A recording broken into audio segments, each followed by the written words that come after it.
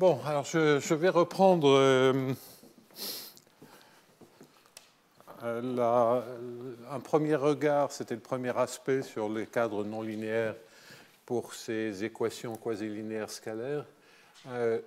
C'était un premier regard sur les effets régularisants, donc je vous rappelle rapidement que j'étais dans des rappels sur une équation d'Hamilton-Jacobi où on sait que la bonne solution, la solution de viscosité est donnée par cette formule explicite. Donc, tout ceci pour résoudre du sur dt plus 1/2 de gradient u carré est égal à 0. Bien. Alors, donc ce que j'avais expliqué, comment U est semi-concave avec une constante qui est 1 sur 2t, c'est-à-dire que U moins 1 sur 2t de x2 est concave, quel que soit U0. En d'autres termes, cela veut dire que D2U, par exemple au sens des distributions, tout ceci est équivalent, est majoré par 1 sur t fois la matrice identité, inégalité au sens des matrices symétriques, et ça c'est au sens des distributions par exemple, ou au sens des solutions de viscosité, c'est pas, tout ça c'est la même chose. En même temps, j'avais indiqué que si U0 était semi-concave avec une constante C0, alors D2U à l'instant t était aussi majoré par C0 fois l'identité. Donc, je vais commencer ce matin, ça c'est ce qu'on a vu la semaine dernière, je vais commencer ce matin par donner un résultat qui englobe ces deux-là. Donc, vous voyez, si U0 est semi-concave, on garde la constante, et ici on a 1 sur t. On pourrait se dire, entre les deux, qu'est-ce qui se passe? Si U0 est simplement lipschitzienne ou C1 alpha, est-ce qu'on gagne le 1 sur t? Et la réponse est non. Donc ça, on s'en convainc aisément par des exemples en dimension 1 et en prenant comme condition, par exemple, valeur absolue de x qui est Lipschitz ou x à la puissance 1 plus alpha qui est C1 alpha, et on récupère toujours des points où la dérivée seconde est d'ordre 1 sur t. Donc ça ne s'interpole pas, et ça ne s'interpole pas parce que c'est un effet régularisant qui est indépendant de U0. Là, ça dépend de U0, donc ça c'est une bonne estimation, mais pour les solutions régulières, pour l'infini, c'est-à-dire pour U0 quelconque, la norme de U0 n'apparaît pas, donc ça ne peut pas s'interpoler. Bien, enfin ça c'est encore une question un peu anecdotique. Ce qui est plus important, ça servira dans le cours prochain sur un autre sujet, c'est d'avoir un résultat unifiant ces deux choses. Et en fait, l'idée ici, c'est de dire ça, c'est C1,1 avec une constante 1 sur t, l'infimum crée la semi-concavité avec une constante 1 sur t, mais comme c'est une inf convolution, c'est comme les produits de convolution, le x moins y, je peux le mettre ici, le y, je le mets là, auquel cas je vois que ça, c'est semi-concave avec une constante C0, et donc je récupère C0.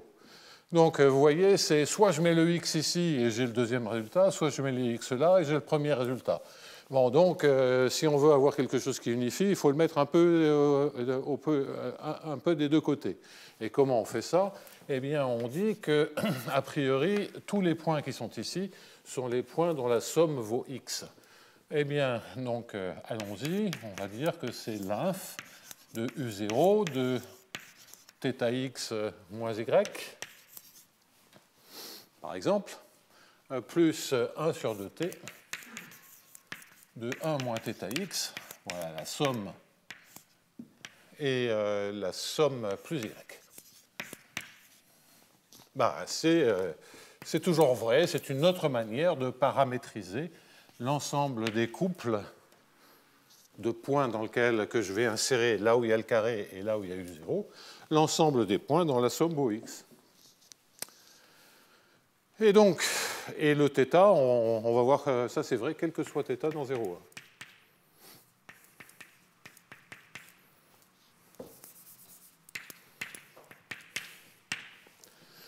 Bon, et donc là, on voit immédiatement que D2U au sens de la semi-concavité va être majoré par l'identité. Quand je dérive deux fois celui-là, je vais récupérer θ carré fois C0. Et quand je dérive deux fois celui-là, je récupère plus 1 moins θ carré sur T.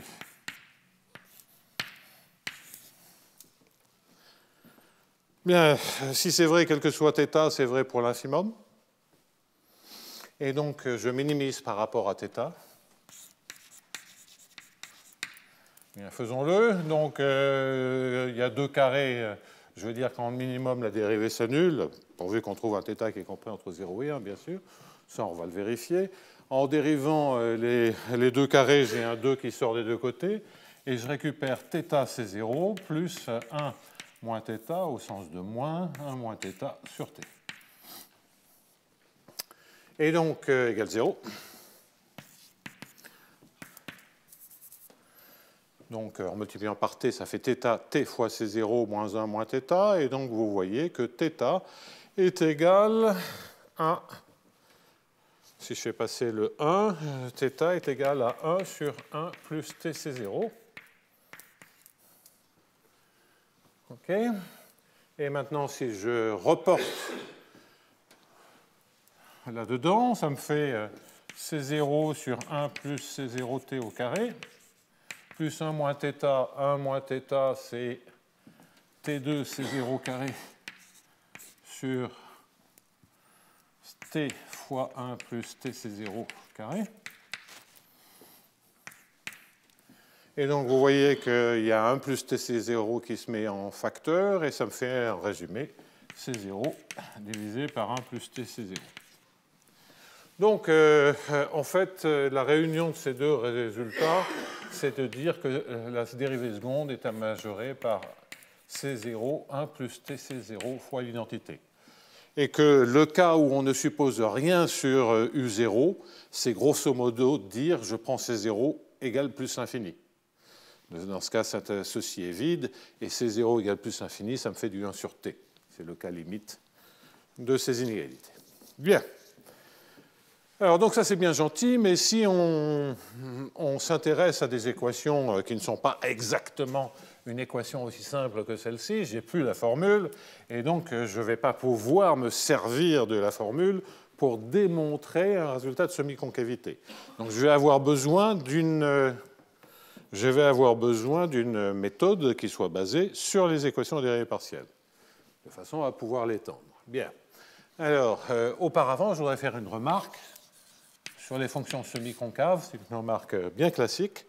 C'est que si je sais que U, si je prends une fonction V, telle que V moins C0 sur 2, x2 est concave, en d'autres termes, que la dérivée seconde est majorée par C0, et que je sais que V est bornée, alors évidemment, je sais qu'une fonction bornée concave est lipschitzienne, localement lipschitzienne, mais on peut avoir une estimation assez précise qui nous dit que la norme du sup du gradient V est majorée par le maximum par l'oscillation de V, 1,5 fois C0 1,5. On verra, il y a peut-être une constante 1,5 qui flotte, mais le truc important, c'est ça. Donc ça ressemble beaucoup à des estimations sur le gradient d'une fonction concave. Hein. Le gradient d'une fonction concave est automatiquement majoré dès que l'oscillation est finie. Mais c'est plus général, c'est évidemment beaucoup plus général que ça.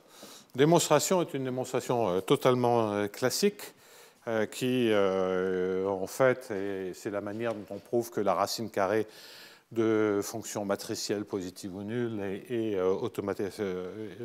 fonctions matricielles. La racine carrée de fonctions matricielles positives ou nulles, qui sont C1,1, la racine carrée est lipschitzienne. C'est exactement le même genre d'argument. Alors, qu'est-ce que c'est? Ça consiste à dire, j'écris la semi-concavité, je prends un vecteur xi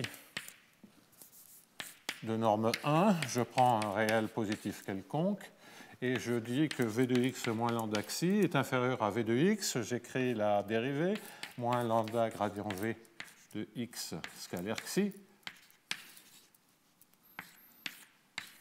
Et la semi-concavité, ça me dit exactement que le terme de reste, c'est 1 demi de C0 lambda 2, puisque xi est de norme 1. Hein, c'est la semi-concavité, c'est-à-dire que la fonction est en dessous de sa tangente. Le terme quadratique supplémentaire me crée évidemment exactement cette quantité-là. Bien, donc vous en déduisez en faisant passer le gradient de l'autre côté et en maximisant sur xi. Bien, vous en déduisez que gradient v de x en norme, c'est le sup sur les xi égale à 1, est majoré par 1 sur lambda fois l'oscillation de v, puisque c'est le v de x moins lambda xi maximisé en xi, mais ça c'est inférieur au max moins le min. Ouais. Et puis l'autre terme que je récupère ainsi, j'ai juste un doute sur le 1,5 qui est là, donc on refait que ça c'est juste pour un carré, donc j'ai lambda 2, c'est 0 sur 2, excusez-moi, c'est à cause des 1,5, hein. C'est 0 sur 2 lambda 2. Là, je fais vite mon petit calcul. Donc là,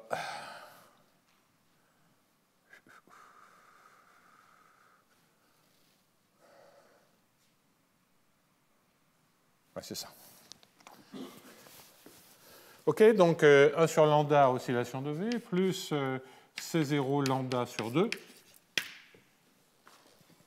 Bon. Et c'est vrai, quel que soit lambda, maintenant vous choisissez le meilleur lambda, toujours celui qui minimise, c'est-à-dire en fait celui qui égalise les deux termes, et vous trouvez que lambda est la racine carrée de deux oscillations de V. Les deux n'ont aucune importance, c'est divisé par racine de C0. Et donc vous voyez bien que lorsque vous remplacez maintenant ce lambda ici, vous récupérez 1 sur lambda, ça fait racine de oscillation de V.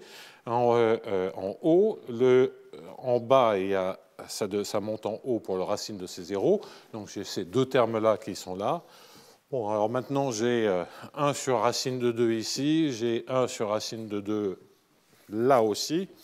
Et donc ça me fait 2 sur racine de 2. Donc apparemment, j'aurai un racine de 2 ici. Pas très important. Donc, en revanche, ce qui est important, c'est que lorsqu'on a des choses qui sont bornées, le gradient en taille, c'est comme la racine carrée de la semi-concavité. Et ça sera de la constante de semi-concavité. Et ça sera extrêmement utile dans un instant. Donc, toujours dans mes rappels, dernier rappel, c'est comment faire cette démonstration ici, la démonstration basée sur une formule, comment la faire du point de vue des équations dérivées partielles. Alors ça, c'est un truc qui remonte à Khrouchtchev, le même que pour les lois de conservation scalaire, qui consiste à dire, j'écris du sur dt plus 1,5 de gradient U carré, je vais dériver un certain nombre de fois. Donc, pensez que la justification, c'est de rajouter un moins epsilon laplacien U et de faire tendre epsilon vers 0. Et donc, la stratégie consiste à dériver deux fois l'équation pour faire apparaître la dérivée seconde. Donc, je prends une direction xi de norme 1, je dérive deux fois. J'en déduis en notant comme ceci la dérivée seconde par rapport à xi, que l'équation comme ceci, et je récupère surtout un du xi au carré. Et moins epsilon laplacien uxxi égale à 0.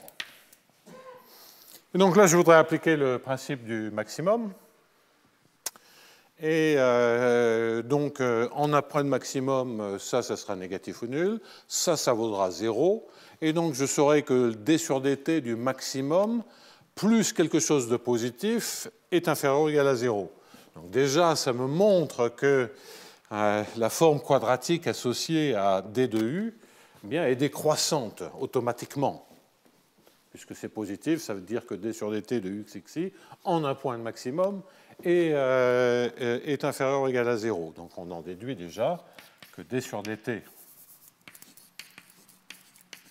du max en x de uxxi est négatif ou nul.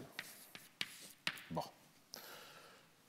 Mais si on veut une estimation qui se donne un effet régularisant, il faut garder là-dedans. Là-dedans, c'est une dérivée seconde, et là, on sent bien qu'on a beaucoup de dérivées secondes. Donc, comment écrire ça proprement?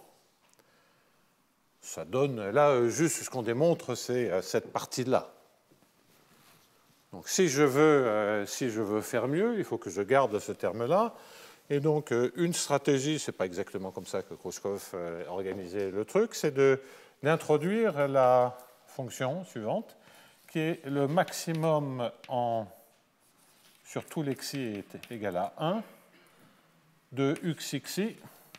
Et puis, comme je cherche à avoir une majoration, autant prendre la partie positive.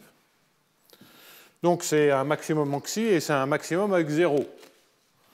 Alors, quand j'ai des inégalités, quand j'ai des égalités paraboliques, les maxima, ça me crée des inégalités inférieures ou égales. OK? Et donc, je vais récupérer que dw sur dt plus du dw moins epsilon laplacien w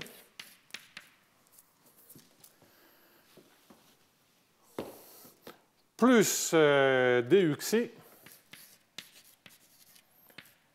carré, mais c'est xi bar, c'est le xi qui réalise ce maximum. Le xi qui réalise ce maximum, c'est quoi? Et puis 1 de uxi xi bar positif ou nul. Donc là, les solutions sont très régulières, donc tout ceci est facile à justifier avec un moins epsilon laplacien. Parce que sinon, on est en W égale à 0 et on s'en moque, on n'a pas d'estimation à obtenir. D'une certaine manière, je vais faire plus simple, je vais dire que je vais écrire l'équation sur la zone où W est strictement positif, ce qui ne change rien du point de vue de la maximisation. Comme ça, je n'ai pas besoin, le plus, je ne le vois pas. Alors, le xi bar, c'est quoi? C'est en fait, on a une matrice symétrique. Le plus, on peut l'oublier, comme je viens d'expliquer, si on travaille sur cette zone. C'est la direction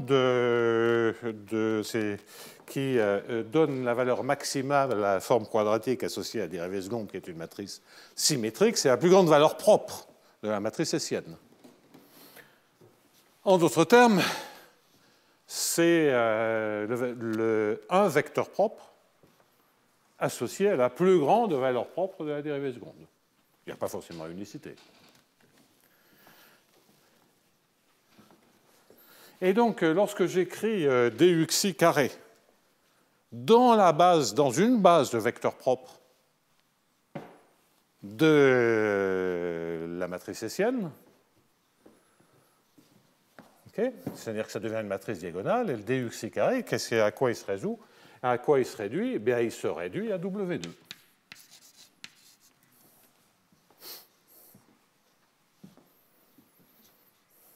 Donc, tout l'aspect matriciel se simplifie énormément et on récupère juste W carré. Bah, c'est parce que là-dedans, à la limite, hein, si vous voulez, qu'est-ce que c'est duxi bar? Donc, xi bar, c'est le premier vecteur propre, xi1. Bah, duxi bar, ça se réduit à uxi1, xi1. Puisque xi1 est un vecteur propre. Donc, toutes les autres directions, les dérivées mixtes, bah, elles valent 0 puisque c'est des termes hors diagonaux. Donc, je récupère W carré et là, je récupère inférieur ou égal à 0. Et donc, j'en déduis que le d sur dt maintenant de w infini, w est positif, c'est-à-dire du max en x de w, en un point de maximum, la dérivée s'annule, en un point de maximum, la dérivée seconde est négative, donc le moins est positif ou nul, plus w infini au carré est inférieur ou égal à 0. Donc je récupère une inégalité différentielle qui est du style m point plus m2, négatif ou nul. Et ça, la solution démarrant si m de 0 est égal à C0, ça entraîne que m de t est majoré par C0 divisé par 1 plus C0t. Parce que c'est tout simplement la solution de cette équation différentielle ordinaire, comme on le vérifie sans aucune difficulté. Donc vous voyez, ça c'est une démonstration qui maintenant ne repose plus sur une formule, et son énorme avantage, c'est qu'on va pouvoir prendre des choses qui ressemblent à du du carré, mais beaucoup plus générales, avec des dépendances en x, avec des dépendances en u, etc., et puis essayer de voir qu'est-ce qu'il reste de ce calcul. Donc, si on fait un travail explicite, on est coincé pour généraliser. Si on a une méthode où visiblement il y a énormément de marge, eh bien, on va pouvoir considérablement généraliser ça. Donc déjà, Khrouchtchev, dans les années 60, faisait ça avec des Hamiltoniens modelés sur du, c'est-à-dire fortement convexes, dérivée seconde de l'Hamiltonien par rapport à du minoré, mais avec des dépenses en x et puis des h assez généraux, etc. Bien. Ça, c'est du carré. Une dernière petite remarque dans les rappels, ça sera utile pour la suite, c'est qu'est-ce qui se passe lorsque je remplace gradient u carré par gradient u à la puissance p. Alors, je vais prendre une craie de couleur pour...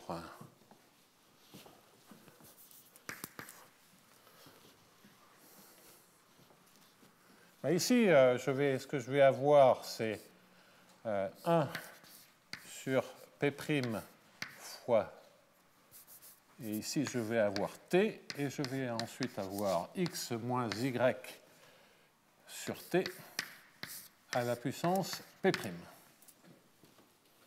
C'est l'analogue de la formule de... C'est la formule de l'axe solénique, avec la fonction convexe conjuguée associée à l'hamiltonien qui apparaît dans le terme. Bon, la dépendance en T, c'est ce qu'il faut pour que, en fait, ce truc-là soit une solution de l'équation. C'est en fait une superposition de solutions de l'équation. Ça, c'est une solution de l'équation. 1 sur 2t x moins y carré, c'est une solution de l'équation. Vous le vérifiez, quand vous prenez la dérivée en temps, vous récupérez moins 1 sur dt2, x moins y carré. Quand vous prenez la dérivée, c'est x moins y sur t, donc x moins y carré sur t2, j'ai le 1,5, c'est exactement une solution de l'équation. Et ça, c'est ce qu'il faut pour que ce soit une solution de l'équation. Bien. Et ensuite, c'est une superposition, et comme l'hamiltonien est convexe, l'inf donne la bonne superposition. Bien.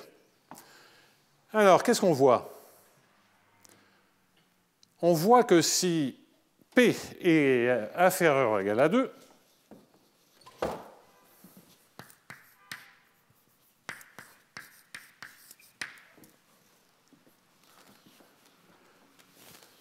lorsque P est inférieur ou égal à 2, P' est plus grand que 2, donc ça, c'est C1,1. C'est régulier.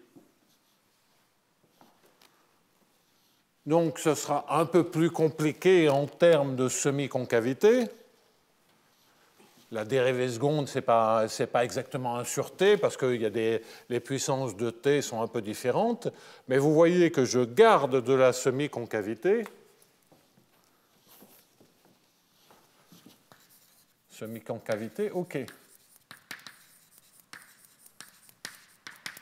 Avec une puissance en 1 sur t qui est une autre puissance, peu importe, je n'ai pas envie de la calculer maintenant. De toute façon, je ferai d'autres démonstrations sans passer par la semi-concavité pour ce qui m'intéresse. Mais en revanche, je veux tout de suite bien indiquer que si P est plus grand que 2,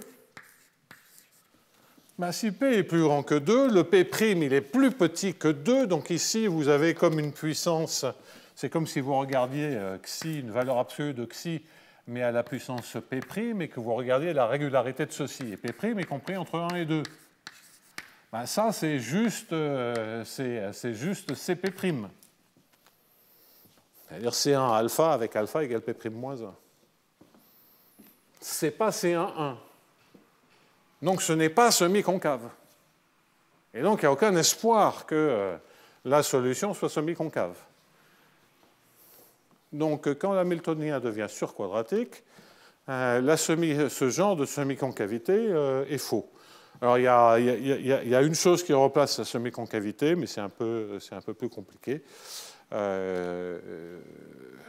Et je n'ai vraiment pas envie de rentrer là-dedans, qui est vrai, mais qui est beaucoup plus difficile à manipuler, parce que ce n'est pas vraiment un opérateur local. Enfin, ce sont avec des différences finies, peu importe. Je l'écris une fois, mais c'est de dire que u de x plus z plus u de x moins z moins 2u de x. La concavité, c'est de dire que ceci se majeure par cz carré.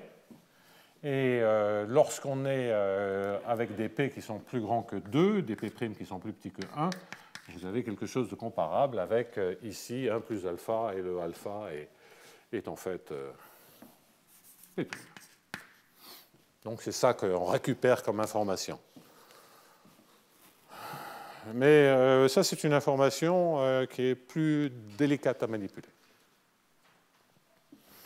Parce que P' égale à 2, on a une information, on peut réécrire quand on a z carré ici, on peut réécrire ça avec une information différentielle. Ça, c'est une information non locale. Et fondamentalement non locale. Donc c'est une sorte de semi-convexité fractionnaire, concavité fractionnaire, mais c'est le bazar pour s'en servir dans les EDP. Ce n'est pas impossible, mais le jeu n'en vaut pas la chandelle quand on verra des moyens plus simples de contourner la difficulté. Donc, fin des rappels, on a vu que, et ça me servira doublement dans un instant pour le problème qui m'intéresse, et puis la semaine prochaine, pour généraliser ces effets régularisants avec un hamiltonien général, quelle est la bonne structure. Donc, même si ce sont des choses ces équations sont le type de propriété, même avant les solutions de viscosité, les gens pensaient tout connaître, on verra qu'en fait, sur les effets régularisants, l'identification des bonnes quantités est un phénomène. Enfin, on a compris ça récemment. Et ça, tout plein d'applications amusantes. Donc, voilà, on est muni de cette idée de semi-concavité.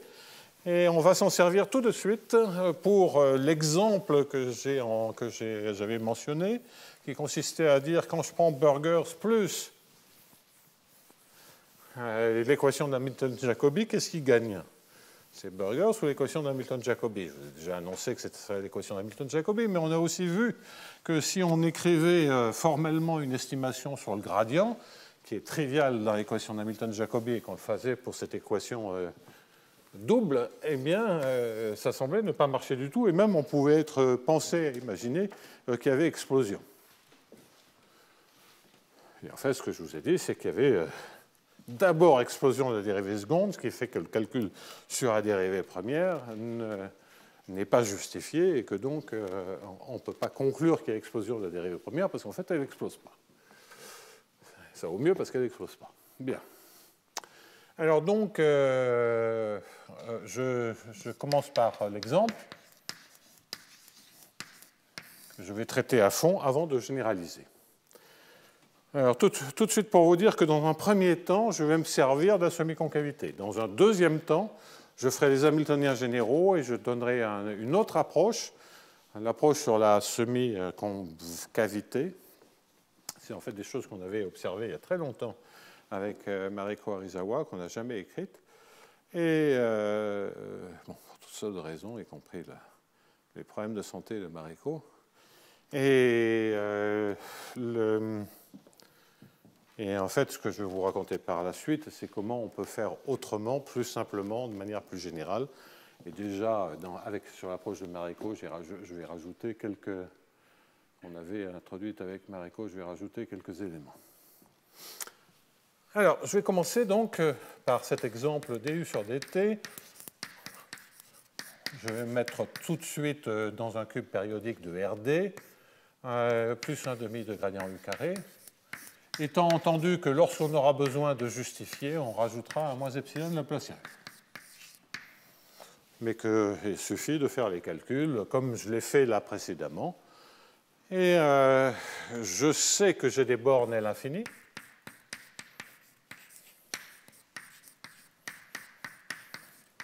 C'est le principe du maximum. En fait, de manière beaucoup plus précise, U est compris entre le max de U0 et le min de U0. Bien.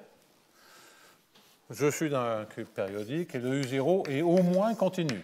Le A est, disons, régulier, mais je ne suis pas en train de dire ni qu'il est borné, ni qu'il est à dérivée bornée. Comme de toute façon U est borné, les valeurs qui entrent dans A sont sur un intervalle borné, donc vous pouvez penser que A est régulier et que toutes ces dérivées sont bornées. Mais a priori, il n'y a pas besoin de le supposer. En dimension 1, vous pouvez très bien avoir ici U du sur dx, c'est-à-dire que c'est l'équation de Burgers, c'est le terme non linéaire de Burgers. Ça, c'est le terme non linéaire de Hamilton-Jacobi, question qui gagne. Si c'est Burgers, ça veut dire que U ne reste pas continu. Si c'est Hamilton-Jacobi, U reste continu, lipsitzienne, voire semi-concave. C'est ce qui va se passer. Alors, on sera amené à faire des hypothèses supplémentaires sur U0, mais je veux mettre en place le calcul que je viens de faire sur les dérivées secondes. Donc, la question, c'est qu'est-ce qui se passe lorsque je dérive deux fois ce terme-là? Donc, je recommence le calcul avec uxxi, et puis ensuite W. Bien, lorsque je dérive deux fois, toutes les dérivées secondes des autres termes, je viens de le faire, je ne le réécris pas. Le A de U gradient uxxi, ça veut dire quand je fais porter toutes les dérivées ici. Quand je fais porter maintenant toutes les dérivées sur le A de U, qu'est-ce que je récupère? Je récupère un A' de U uxxi plus un A seconde de U uxi carré fois gradient U. Voilà le terme où j'ai fait porter toutes les dérivées secondes sur A de U. Et je récupère enfin le terme où je dérive une fois A de U par rapport à xi, une fois par rapport à celui-là, et puis c'est une dérivaison, donc un 2, et c'est un 2A' de U uxi gradient uxi. Bon. Ce n'est pas forcément ultra sympathique, mais on va faire avec. Donc maintenant, si je repasse à mon dw sur dt, c'est-à-dire le w, c'était quoi? Toujours sur la zone où w est positif, c'est-à-dire le maximum sur tous les xi de uxxi plus. On avait vu que tous les autres termes, c'était dw plus w carré, négatif ou nul. Bon. Et là, il reste maintenant à regarder ce qui se passe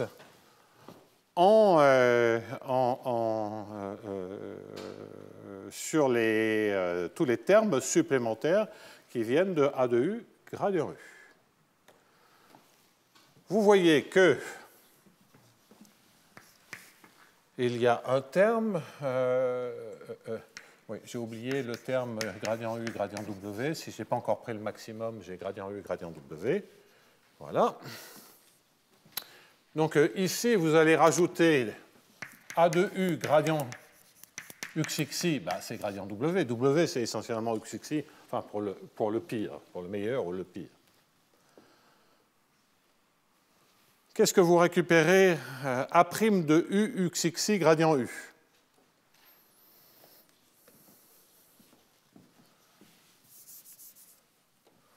Je vais le réécrire comme ceci. A' de U, gradient U, W. Bon.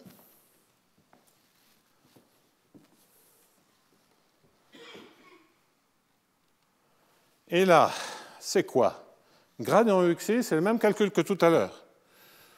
C'est Xi, c'est le premier vecteur propre. Donc gradient UXI, ça se réduit à UXXI. Donc en d'autres termes, c'est A' de U dans la direction Xi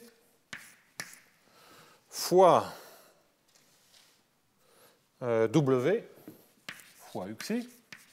Donc c'est un terme qui est un peu semblable à celui-ci. J'ai un 2 devant. Et il me reste encore ce terme-là, qui est le A seconde de UXI carré gradient U, que je laisse.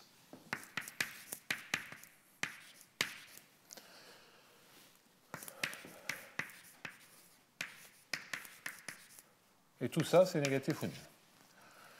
Bon, alors, on a un point de maximum.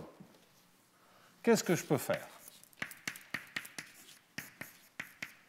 J'ai W infini au carré, donc celui-là, il est très bon. Le gradient U, gradient W, on a un point de maximum 0. A de U, gradient W, et puis entre parenthèses, moins epsilon Laplacien W, pour la justification. Le moins epsilon Laplacien W, comme précédemment, c'est positif ou nul, on a un point de maximum. Le A de U, gradient W, disparaît. Quant aux autres termes, qu'est-ce que vous voulez que je fasse si ce n'est de les rejeter dans le membre de droite et de les majorer brutalement, puisque A' de U, A seconde de U, ça peut avoir tous les signes possibles. Ici, j'ai comme une sorte de... Si j'étais en dimension 1, j'ai une seule direction, donc c'est UX. J'ai un UX cube, ce UX cube, je ne peux rien en faire, si ce n'est le considérer que c'est un terme au membre de droite. Donc je balance tout au membre de droite. J'ai un C0 gradient U cube, c'est ce terme qui est là. Et puis, tous les termes qui sont ici, ils sont de la forme gradient U fois W. UXI, c'est majoré par le gradient. Donc je peux majorer par C0 fois gradient U fois W.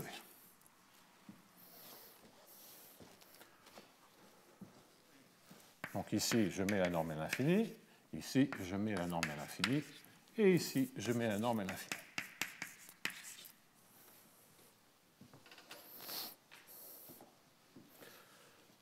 Donc, moralité, c'est que si je me sers maintenant de Cauchy-Schwarz, vous voyez que j'ai de la marge, je peux prendre un petit peu de W carré et beaucoup de gradient U carré. Donc, j'en déduis finalement, en remplaçant le 1 par un demi, je ne sais pas de faire les choses les plus précises possibles, c'est juste avoir des bornes, plus, et je vais appeler M cette quantité, qu'on y voit plus clair. J'en déduis que M point plus, disons, 1 demi de M2 est majoré par quoi? Et c'est majoré par C0, la norme L infini de gradient U, L infini au cube. Là, je vais récupérer avec une autre constante C0, gradient U, L infini au carré. Le gradient U, L infini au carré, il est compris entre 1 et le cube. Donc la conclusion, c'est que j'obtiens C0, 1 plus gradient U, L infini au cube. Donc, a priori, ça ne serait pas extraordinaire, puisque j'ai un terme quadratique ici et un terme cubique là. Oui, mais là, c'est la constante de semi-concavité, tandis que là, ce n'est juste que la norme à l'infini du gradient. Donc ça, c'est le calcul semblable au calcul de la semi-concavité, semblable au vieux calcul de Khrouchtchev. Mais maintenant, je branche la remarque, qui consiste à dire que la norme L infini du gradient se majore par la constante de semi-concavité. Mais le C0 de semi-concavité, c'est quoi? Ce que je sais, c'est que U moins 1 demi de W L infini, x2, est concave. Je peux prendre comme constante de semi-concavité la pire valeur, la plus grande valeur positive de la dérivée seconde. C'est la définition. La dérivée seconde sera bien inférieure à ce maximum. En d'autres termes, le petit lemme que j'ai indiqué qui disait que la norme du gradient se majorait par, c'était quoi, racine de 2, on s'en fout, fois l'oscillation de U qui est bornée, puisque U est borné, compris entre le max et le min de U0, bien ce que je gagne, c'est que je gagne le M, mais à la puissance 1 demi. Donc ça entraîne que ceci se majore par C0 fois 1 plus M 3 demi. Et là, ça change tout parce que 3 demi, c'est plus petit que 2.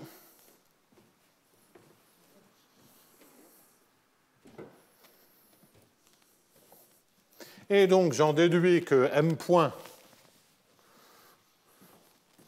Allez, je vais mettre 2 tiers ici plutôt qu'un 1 demi. Je peux mettre n'importe quelle valeur plus petit que 1, puisque c'est juste du Cauchy-Schwarz. Là, le M3,5, je peux maintenant dire qu'il se majore par un epsilon M carré plus une constante fois C epsilon. Et donc, je déduis de cette inégalité algébrique que M point plus maintenant 1 demi de M carré, c'est pour ça que...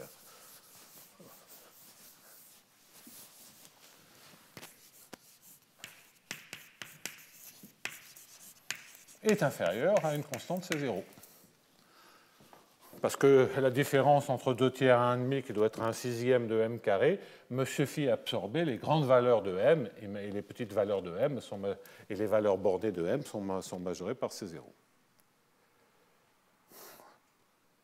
Donc vous voyez que le fait que je récupère une puissance qui est plus petite que 2 me donne essentiellement la même estimation que pour l'hamiltonien pur, le 1 demi de gradient U carré. Cette estimation, quelle est-elle? Eh bien, elle est double. Si U0 est semi-concave, cela entraîne que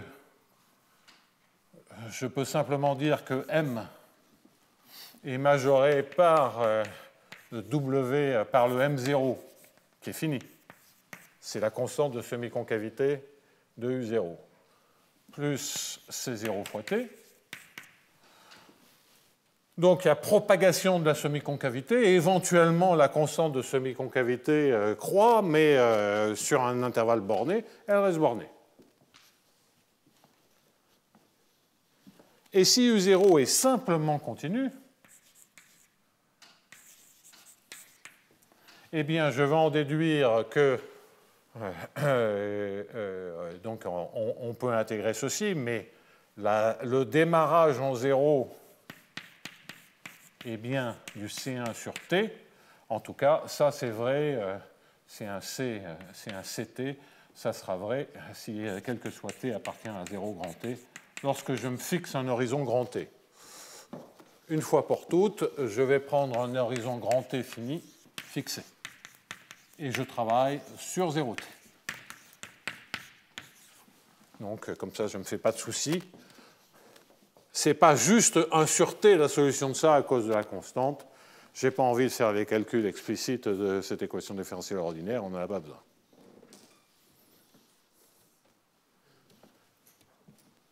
Et grâce au lemme, on en déduit que la norme est l'infini du gradient.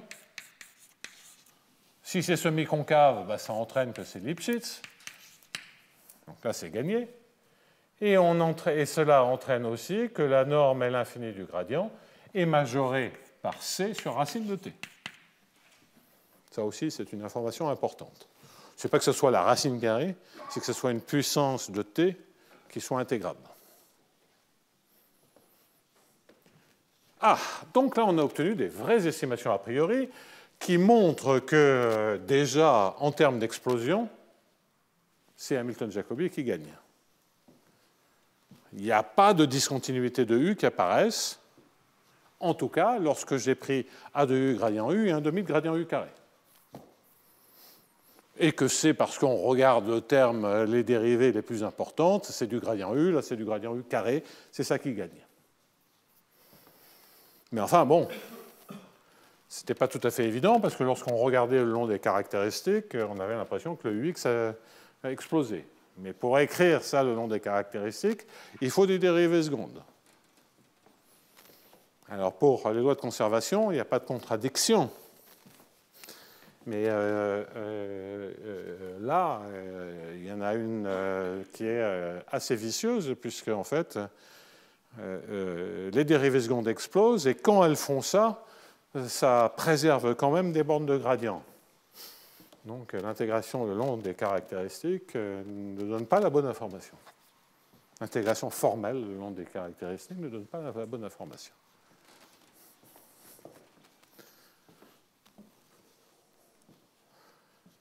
Alors, on va en déduire déjà sur cet exemple un théorème général d'existence et d'unicité de solution de viscosité. Donc, j'ai fait la démonstration, essentiellement, j'ai fait les 3/4 de la démonstration avec cette borne.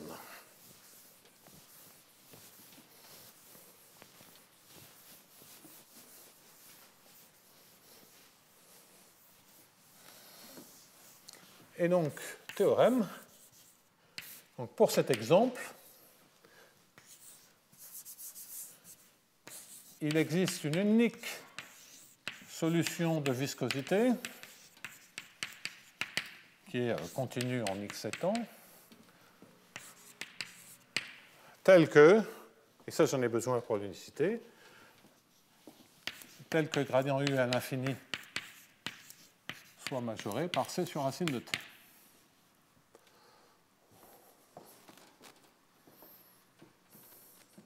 Ouais. Non, j'en ai pas besoin pour l'unicité parce que je peux toujours comparer. Je saurais qu'il y en a une comme ça et n'importe quelle autre solution de viscosité sera égale à celle-ci. Et donc, je vais répéter ça. Gradient U à l'infini est inférieur à C sur racine de t. D2U est inférieur à C sur t. De plus, si DU0 est majoré par C0, alors DU est majoré par C0, 1 plus T, allez, quelque chose comme ça. Où C1 ne dépend que de l'hamiltonien. Alors, que dire là-dessus ? Sur la démonstration, l'existence est OK parce que j'ai fait au niveau du problème régularisé, il y a des solutions. Ça, on a déjà expliqué ça essentiellement lors du premier cours. Donc, au niveau du problème régularisé, j'ai des solutions. J'ai des estimations a priori qui me permettent de passer à la limite. Il y a juste une petite question. Donc, epsilon tend vers 0 pour l'existence. Et on a toutes les propriétés indiquées. Ce sont les estimations a priori que j'ai abordées. Quand je dis il existe une unique solution de viscosité, telle que U à l'instant soit U0. Et j'ai quand même un truc qu'il faudrait vérifier. C'est que autant j'aurai aucun problème pour savoir que U est continu en temps d'après l'équation, comme les gradients sont bornés, du sur dt est borné.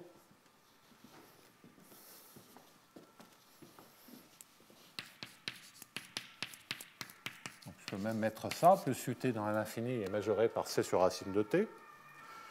Donc, je n'ai pas de problème sur la dépendance en temps, sauf en t égale à 0. Parce qu'en t égale à 0, les bornes sont un peu explosives. Okay, mais le fait que le gradient U dans L' soit intégrable, ça va faire qu'il n'y a pas de souci. Donc la continuité en 0, avec une remarque sur la continuité en 0.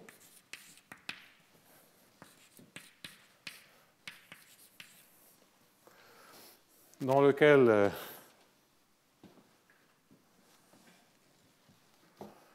je dois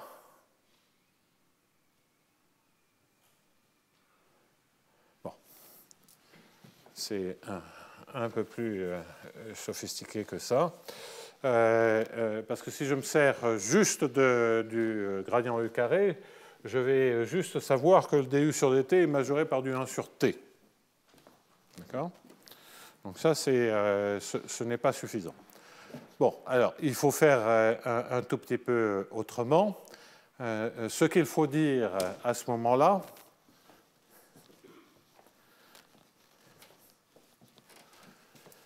c'est que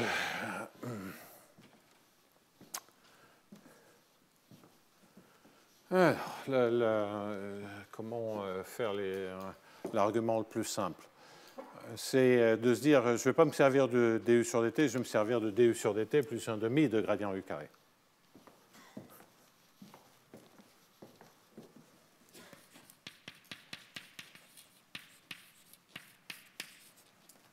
Donc 1/2 du sur dt plus 1/2 de gradient U carré, comme ça, les éventuelles explosions à 1 sur t, qui sont essentiellement les mêmes en du sur dt plus 1/2 de gradient U carré, je ne les vois pas. Donc le reste, à la limite, c'est du A de U gradient U. Le A est borné et le gradient U est majoré par C sur racine de t. Donc je sais que ça, c'est majoré par C sur racine de t. Et ça, c'est intégrable. C'est une constante intégrable.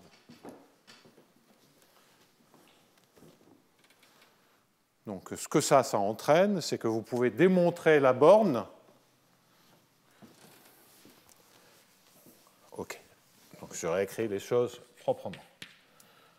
Ce qu'on vient de démontrer, parce que sinon c'est... En fait, n'ayant jamais écrit cela, n'ayant jamais écrit tous les détails de la démonstration, le problème de la continuité en 0, je le découvre en temps réel. D'accord? Mais ça ne peut être que vrai. Donc on va trouver la solution et la voilà. Donc ut plus 1/2 de gradient U moins epsilon laplacien U se majore par A de U qui est une constante, gradient U dont on vient de démontrer qu'il se majore par C sur racine de t. Et ça, c'est une constante qui dépend du temps. Donc je vais l'appeler C de t. On voit bien ce qui joue, ça servira par la suite. Eh bien, par le principe du maximum, je sais que U est majoré par le max de U0. Je sais que ça c'est...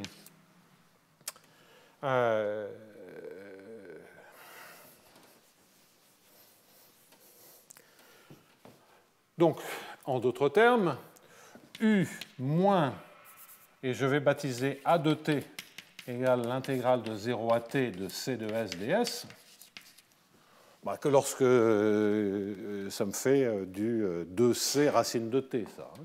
C'est un truc qui tend vers 0. Et donc j'en déduis que U moins A de t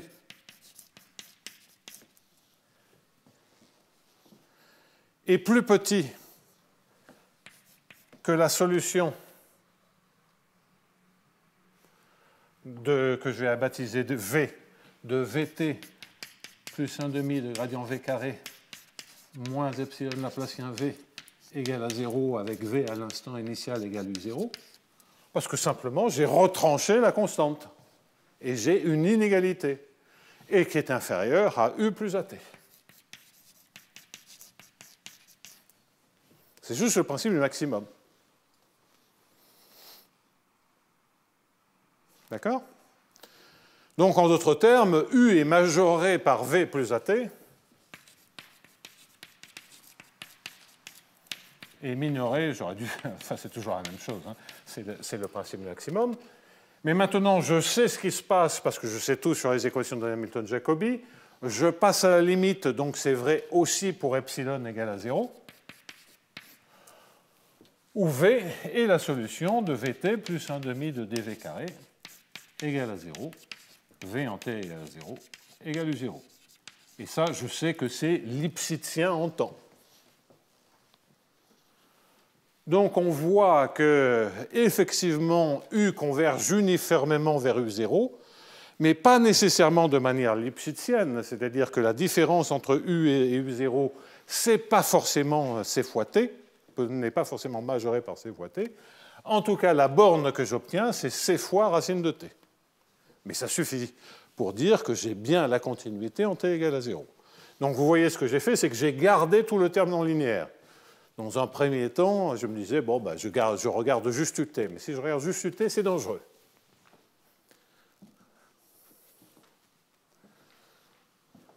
Donc je regarde la perturbation de gradient U carré. Je l'ai mise là. Le A de T, ce n'est pas une très bonne notation. J'ai déjà un A de U, B de T. Donc vous voyez ce que j'ai fait. Je me sers du principe maximum en rejetant le U de gradient U et A de U gradient U. Et grâce à la borne que j'ai obtenue, j'obtiens un écart. La conclusion, c'est que U de T moins U0 en norme à l'infini est majoré par C fois racine de T. Donc ça, c'est pour la continuité en 0. Je l'ai fait un peu vite, mais c'est uniquement la traduction de ce que l'on sait comme borne sur le gradient U et de l'équation, en me servant de l'équation. Donc ça, c'est l'existence. Ce qui est complètement... Et vous voyez que fondamentalement, donc ça, c'est la continuité en 0.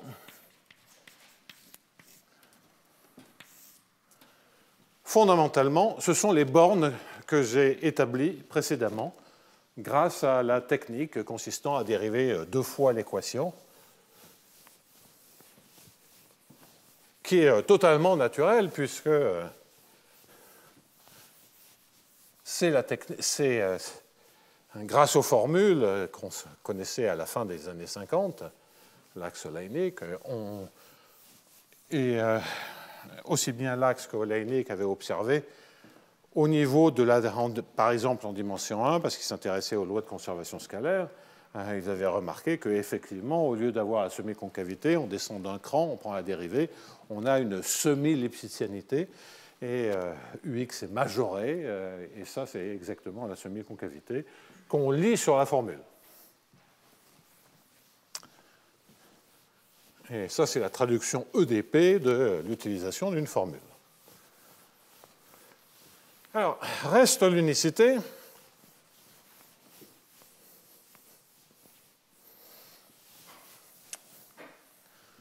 Reste l'unicité. Donc ça, tout est écrit au tableau.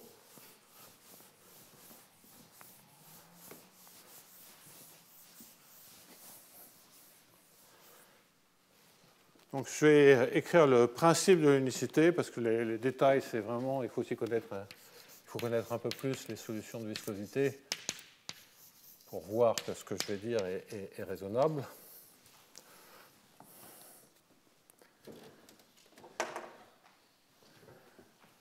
Donc on prend 2 solutions. J'ai la solution qui est là-bas. En fait, on peut démontrer qu'une sous-solution est en dessous d'une sursolution quelconque. Je ne vais pas faire ça. Je vais montrer l'unicité je vais montrer l'égalité entre une solution quelconque, donc c'est la solution trouvée, avec toutes les propriétés ou une solution trouvée. Je sais qu'il en existe une qui vérifie tous ces machins-là. C'est le théorème d'existence. Et je prends V, une autre solution, dont je suppose uniquement qu'elle est continue.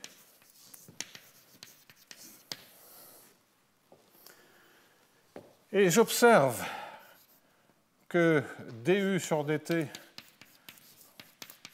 plus a de u, gradient u moins plus 1 demi de gradient u carré est égal à 0, certes. Et pour l'autre équation, ce que je vais écrire, c'est que je vais écrire A de V gradient U. OK. Plus 1 demi de gradient V carré est égal à A de V moins A de U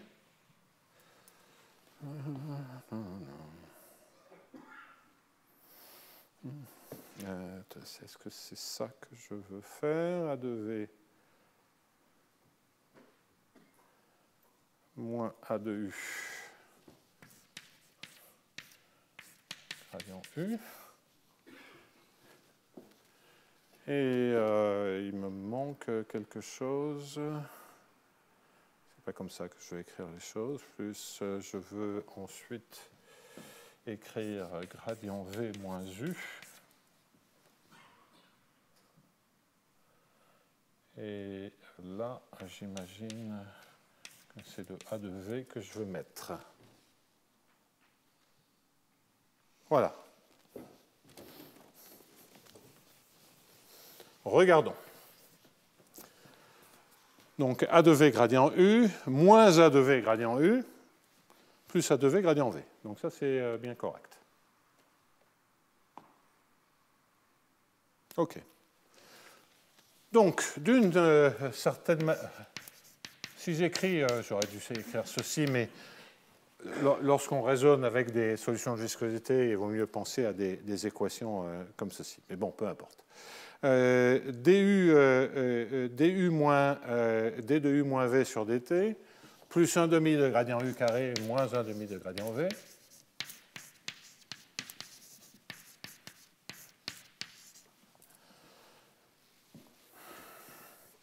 Plus A de V. C'est simplement soustraire, c'est une manière compliquée ce que j'ai écrit, de soustraire les deux équations, gradient U moins V, est égal à quoi? Eh bien, est égal à A de V moins A de U, gradient U. Donc ça, je le rejette au membre de droite. Et les solutions de viscosité, c'est fait pour justifier quelque chose qui a un sens si on avait des solutions C1. Donc maintenant, si je regarde d sur dt du max de u moins v, en un point de maximum, le gradient u est égal au gradient v, ça disparaît. Le gradient u est égal au gradient v, ça disparaît. Je récupère inférieur ou égal à 0 pour les solutions de viscosité. Pour les solutions C1, je récupère égal. Inférieur à quoi? Mais inférieur à un majorant du membre de droite. A est lipschitzien, puisque tout est borné là-dedans. Donc A est lipschitzien, c'est majoré par une constante de Lipschitz, L fois U moins V, c'est le max de U moins V, fois la norme et l'infini du gradient de U.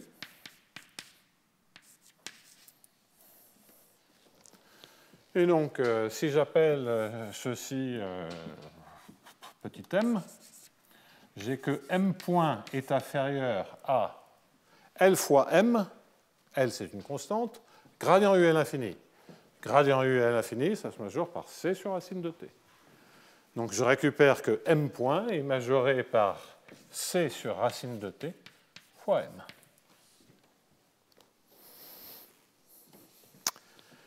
Et donc, ça c'est Gronval. C'est Gronval parce qu'à nouveau, 1 sur racine de t est intégrable.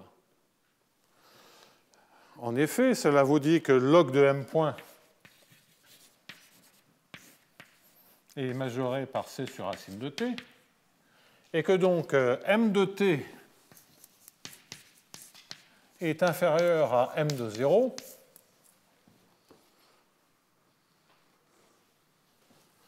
fois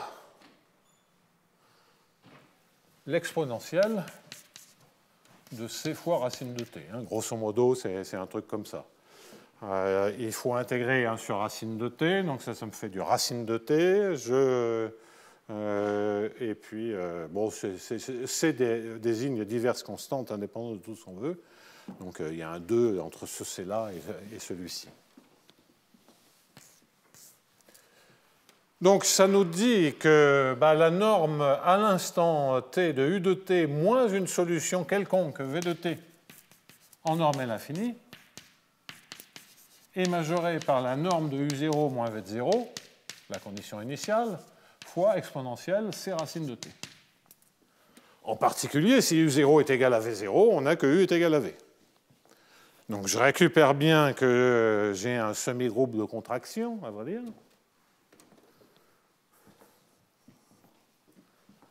Mais attention à la continuité en zéro. C'est pas, il y a mieux comme semi-groupe.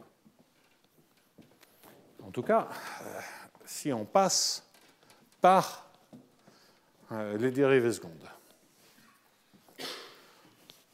OK. Donc, on a mis en place cette démonstration via les dérivées secondes. On en a déduit un théorème assez complet d'existence et d'unicité, y compris pour des conditions initiales qui ne sont simplement que continues, en faisant un tout petit peu attention à la taille des dérivées secondes et donc à la taille des dérivées premières. Alors, inutile de dire que ça, on peut généraliser une fois qu'on a une démonstration. On peut généraliser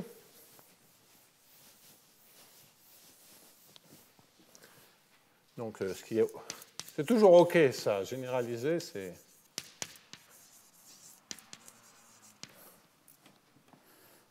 un sport qui est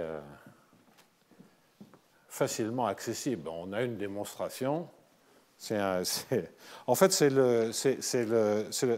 souvent, je dis que c'est le seul problème inverse que les mathématiciens savent résoudre. En général, les problèmes inverses, c'est quand même un peu problématique. C'est, étant donné la démonstration, quel est le résultat? Donc, effectivement, on a une démonstration, on la déroule, et puis on regarde les hypothèses qui sortent. Donc, je vais pas le faire, ça ne présente aucun intérêt. Je vais pointer donc, en mettant un h de x de u et le gradient u. Mais, ce que vous voyez, c'est qu'il y a tout d'abord une hypothèse sur la dérivée seconde. Donc, je vais dire un h de x, de z et de p. On a clairement une hypothèse pour que ça marche, que HPP est minoré, est supérieur à nu fois l'identité. On voit aussi que peut-être on a besoin de dire que les dérivées secondes elles se comportent comme ça. En tout cas, dans le cas quadratique, ça marche bien comme ça. Mais c'est surtout cette partie-là qui est importante, puisque c'est ce qui me crée le 1,5 de W carré. Je vais y revenir dans un instant. Et puis, on a le fait que lorsque je prends la dérivée par rapport à HZ, la dérivée par rapport à U, dans le cas qui m'occupait le A de U gradient U, ça correspond, dans l'exemple, ça faisait A' de Z gradient U. A' de Z fois P. Quand je dis HZ, c'est la dérivée par rapport à Z, et c'est ça. Et là, on voyait que ça croissait linéairement. Bon, le fait que ça croisse linéairement, on s'en est servi par exemple pour la continuité en zéro. C'est de dire que ici, je mets un C sur racine de t. Donc, même si j'ai une puissance, ça va aller tant que la puissance n'est pas 2. Ce qui est logique, parce que la puissance 2, ça voudrait dire que le h, la partie en U, elle a aussi du gradient au carré. Donc ça va aussi marcher si Hz est majoré par C fois 1 plus P à la puissance m, où m est plus petit que 2.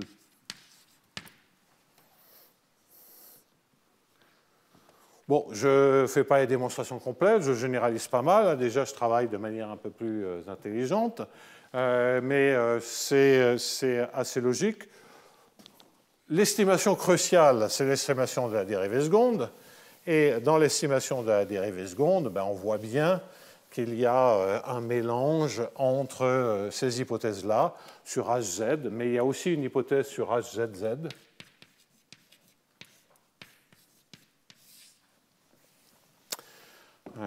qui est toujours à croissance linéaire. Donc voilà, et ça, on fait tourner la machine, on s'aperçoit que ça change un peu les puissances, mais ça va encore marcher. Je vais de toute façon faire une autre démonstration, avoir une autre stratégie de démonstration, et là j'attaquerai directement avec la dépendance en U gradient U. Les modulations en X, ça c'est purement technique, ça n'a aucun intérêt. Donc même si là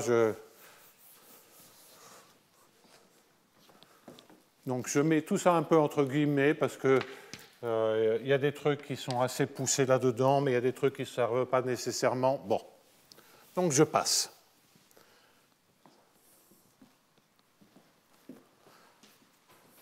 Ce qui est plus intéressant, me semble-t-il, ce n'est pas de faire des généralisations avec plein d'hypothèses techniques, etc. C'est de comprendre des variantes d'exemples. Donc, troisièmement, toujours à base d'exemples, je ferai du général quand j'aurai la méthode la plus performante, qui sera la plus performante en termes d'existence et d'unicité de solutions continues. On aura des estimations de Lipschitz, mais il n'y aura pas d'estimation de dérivées secondes. On ne passera pas par les dérivées secondes. Donc, de toute façon, il restera des informations de la première méthode sur la régularité maximale des solutions. Donc cet exemple, quel est-il? Cela consiste à écrire du sur dt plus a de u gradient u pour que ça ressemble à une loi de conservation scalaire sur cette partie-là, plus un gradient u à la puissance p. Puis je vais mettre un 1 sur p ici, c'est... non, j'en ai pas besoin. Si, non, oui, non, peut-être. Égal à 0.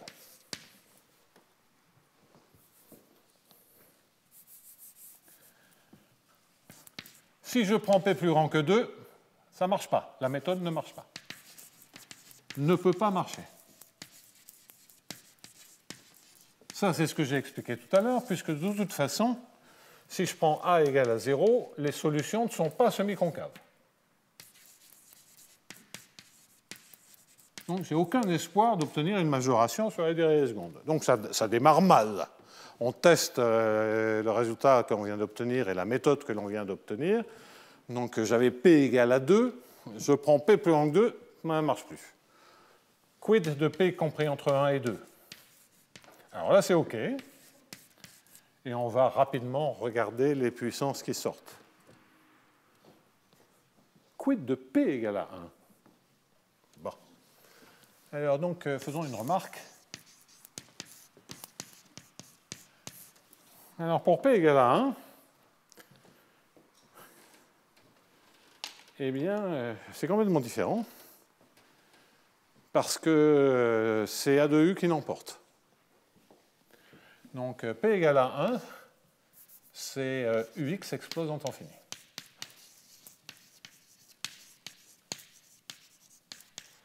En général, hein.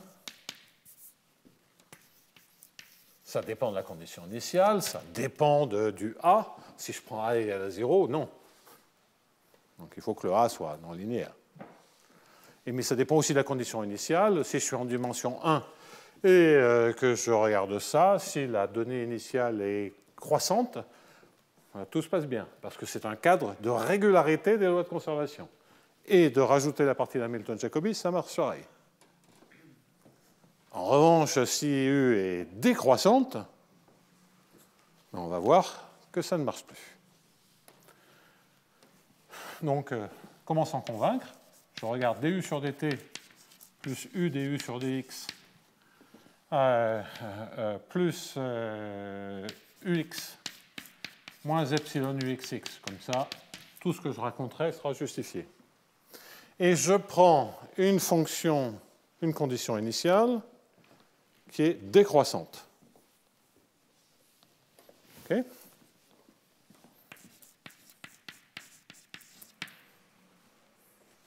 Qui est continue, c'est infini.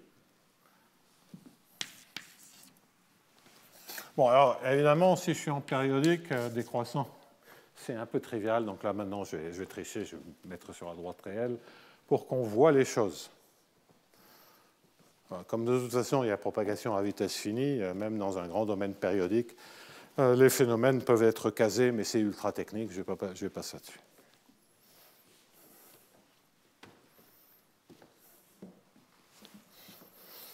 Bien. Alors, la première observation, c'est que UX est toujours négatif ou nul. On dérive, c'est le principe du maximum. La solution reste décroissante. C'est toujours le principe du maximum. Décroissant, ça veut dire que si je fais une translation sur la droite, je suis en dessous de la solution. Si je fais une translation sur la droite, c'est encore une solution. Initialement, les conditions initiales, celle translatée est en dessous, donc ça reste en dessous. Principe du maximum. Ou bien vous dérivez l'équation, vous écrivez l'équation satisfaite par UX et vous appliquez le principe du maximum. Donc, des choses totalement standards. On garde la monotonie. Donc, qu'est-ce que ça veut dire? Ça veut dire que l'équation est la même que UT plus U moins 1 fois UX. OK?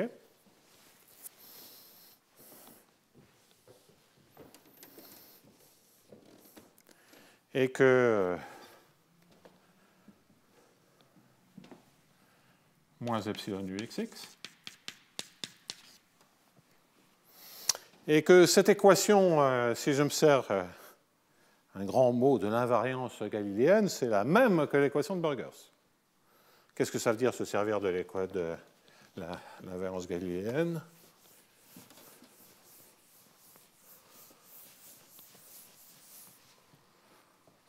Ça doit être de se servir d'écrire V de x de t égale U de x moins t et de t.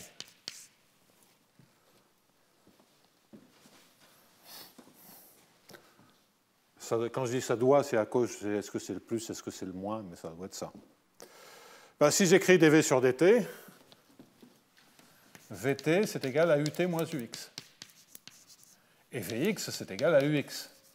Vxx c'est égal à uxx. Et donc, j'en déduis quoi? J'en déduis que Vt, V, vérifie cette équation-là. Donc, quand epsilon tend vers 0, je sais ce qui se passe. Ça converge vers la solution anthropique de Vt plus Vxx, égale à 0, qui a des chocs en temps fini.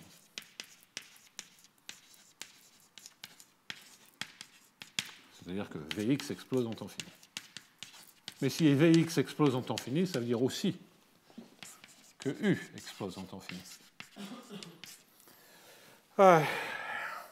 Et en fait, lorsque je suis au niveau de l'équation de Burgers, si je prends un profil décroissant, il y a toujours explosion dès qu'il n'est pas trivial.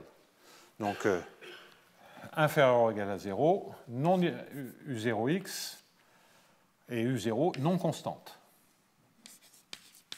De sorte que quelque part, on est obligé de décroître un peu.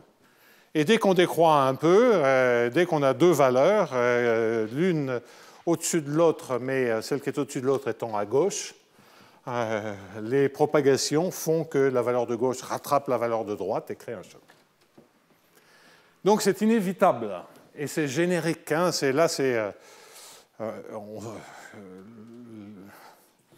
pour Burgers, dans un cadre très simple comme ça, ou pour des équations du style Burgers, on sait exactement quand est-ce qu'il y a explosion. Et on sait qu'il y a explosion essentiellement dès qu'il y a une partie décroissante. Mais là, le fait que je regarde un truc décroissant me dit tout de suite que, bah oui, la valeur absolue de gradient, c'est pas suffisant. C'est pas suffisant pour régulariser. Il y a un peu de régularisation, on verra exactement de quoi il s'agit, mais c'est des régularisations sur la géométrie des courbes de niveau, tandis que la continuité dont on a besoin, c'est l'empilage des zones de niveau. Ça ne vous dit rien sur les écarts des zones de niveau. Bon, il n'y a rien à faire. C'est comme ça. Ce qui n'est pas connu, c'est est-ce qu'on peut donner un sens à l'équation limite pour P égale à 1? Donc pour P égale à 1, des solutions entropiques, je ne peux pas parce que ce n'est pas conservatif. Et des solutions de viscosité, ben, c'est discontinu. Alors, Giga a écrit des trucs là-dessus. Il y a des dizaines et des dizaines de pages, des schémas partout, et à la fin, je ne sais pas vraiment ce qui est démontré ou pas. En tout cas, il n'y a pas un théorème clair qui nous dit qu'il y a une unique solution généralisée. C'est un peu compliqué. Donc moi, j'ai tendance à penser qu'effectivement, on est obligé de regarder la structure des chocs, et que la structure des chocs, en tout cas en dimension 1, lorsque A de U est égal à U, peu importe le vocable que vous utilisez, solution de discrété, loi de conservation, etc., il faut comprendre les chocs. Bon, problème de Riemann, si vous voulez. Et ça, c'est faisable. Parce que si c'est croissant, le problème de Riemann est trivial, et si c'est décroissant, on le résout explicitement, et on sait ce que c'est la bonne solution, celle qu'on obtient. Donc à partir de ce moment-là où on a ces germes de solutions, on doit être capable de faire une théorie. Je ne l'ai pas faite, mais de nos jours, on doit être capable de faire quelque chose de définitif. Donc, pour récompenser les gens studieux qui suivent ici, c'est un très joli problème, à vrai dire, et tout à fait faisable. Quand je signale des problèmes, ils ne sont pas toujours simples. Hein. Je peux avoir loupé des trucs, bien sûr. Mais alors, c'est un sur lequel j'ai refusé de réfléchir depuis une éternité. Quand j'avais regardé, je n'avais pas du tout envie de faire des lim sup essentiels, des trucs comme ça. Bon, bref. Donc, pour P égale à 1,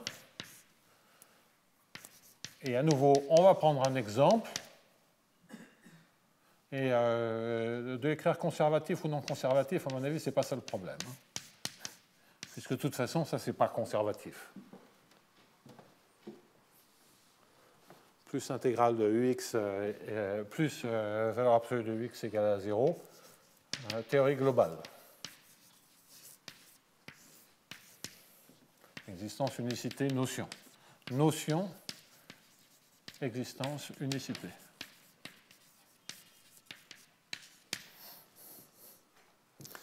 Bon, vous avez d'ici la fin de mon cours pour me dire comment ça marche. Si quelqu'un le fait, il me remplace au dernier cours. Ça, c'est pas forcément motivant.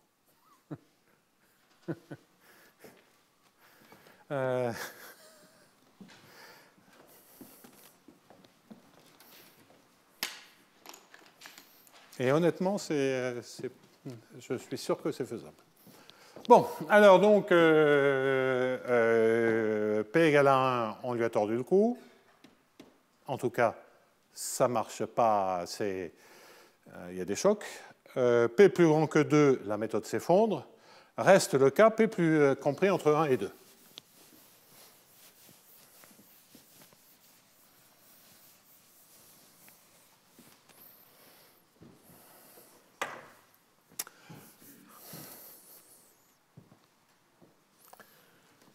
Alors,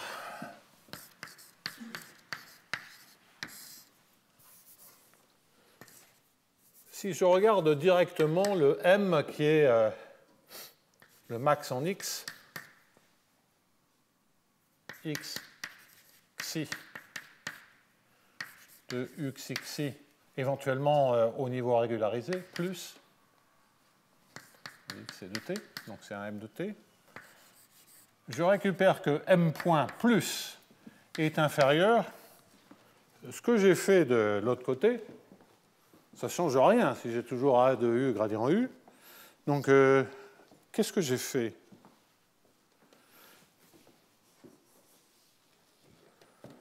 Il y avait, ouais, alors là, cela dit, donc le A de U, il y avait un C0, il y avait un gradient U à l'infini au cube. Ça, c'est la dérivée A seconde de U xi carré gradient U. Et puis, il y avait un autre terme qui était le A' de U UXXI gradient U. Donc, plus C0 fois gradient U à l'infini fois M.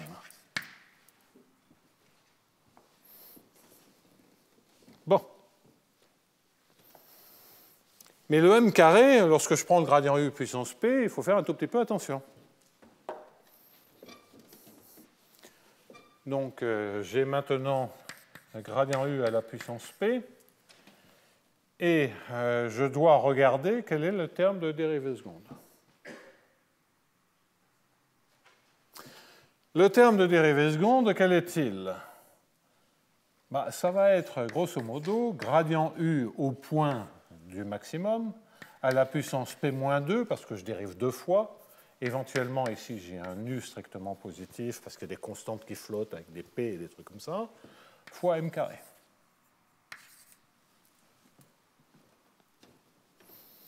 C'est simplement la dérivée seconde de gradient U puissance P. Okay. Quand je dérive l'équation, je vais avoir un B gradient U à la puissance P-1. Ça veut dire norme de gradient U P-2 fois gradient U, fois gradient de UXXI. Et puis je vais avoir un PP-1 de quelque chose qui est du gradient U P-2. C'est un peu plus compliqué parce qu'il y a un peu plus de géométrie, mais c'est exactement comme ça, fois gradient UXI carré. Ce n'est pas exact là ce que je suis en train de vous dire, mais c'est les termes essentiels. Si on est en dimension 1, c'est exact. Je n'ai pas de P parce que j'avais dit que je prenais 1 sur P, et voilà. Donc j'ai du P-1 qui correspond bien au fait qu'on ne gagne rien lorsque P est égal à 1. Donc celui-là en un point de maximum, c'est comme avant, on ne le voit pas, et l'autre terme me donne ceci. Donc en fait, je ne fais rien d'autre que de refaire le même calcul que précédemment.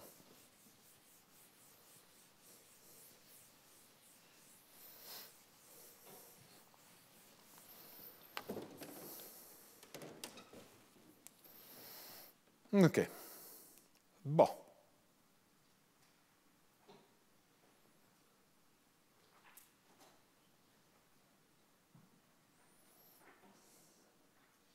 OK.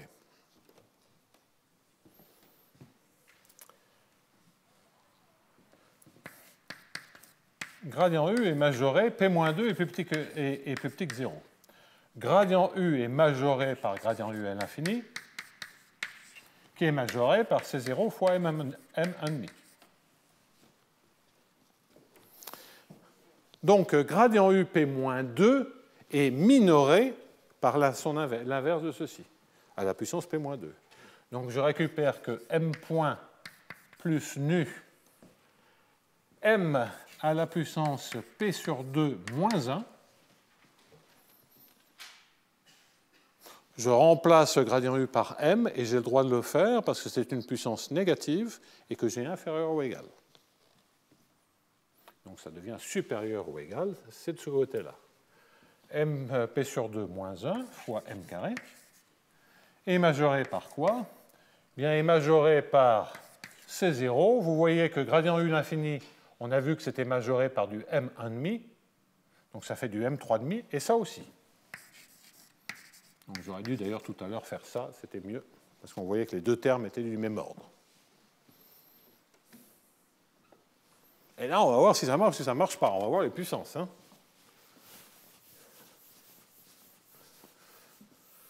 Donc, qu'est-ce que je déduis de tout ce bazar-là? Je récupère que j'ai M à la puissance 1 plus P sur 2.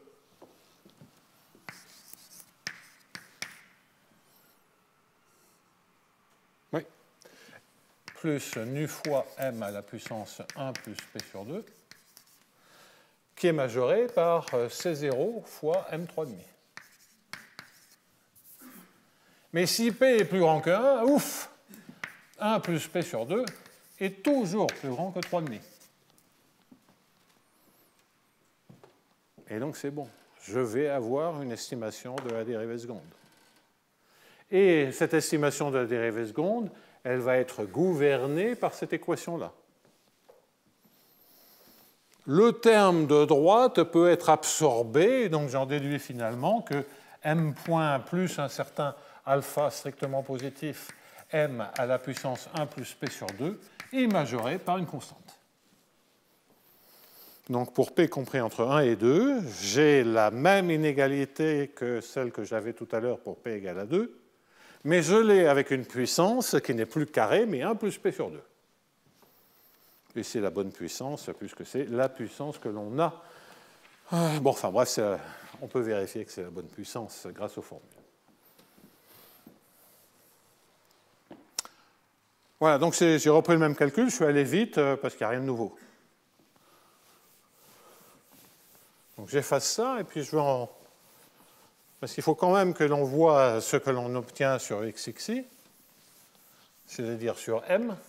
Donc m est inférieur à c sur t à la puissance quoi, gamma, ou gamma, t puissance moins gamma doit être la solution de ceci, c'est-à-dire 1 plus gamma est égal à gamma fois 1 plus p sur 2. 1 plus gamma est égal à gamma fois 1 plus p sur 2. Et donc, vous voyez que gamma égale 2 sur p. Pour p égale à 2, on trouve bien 1. Et quand on se rapproche de p égale à 1, ça explose de plus en plus vite, ce qui est logique. Ça régularise de moins en moins bien. Et le gradient U dans l'infini explose comme du c, t à la puissance 1 sur p, au lieu du 1 sur racine de t. Mais comme p est plus grand que 1, c'est toujours intégrable. Donc c'était ça qui comptait dans la démonstration de l'unicité, etc. Donc la moralité, c'est qu'on a le même résultat si p est compris entre 1 et 2. Le même résultat, mais avec ces estimations-là, remplaçant les estimations que l'on avait ici.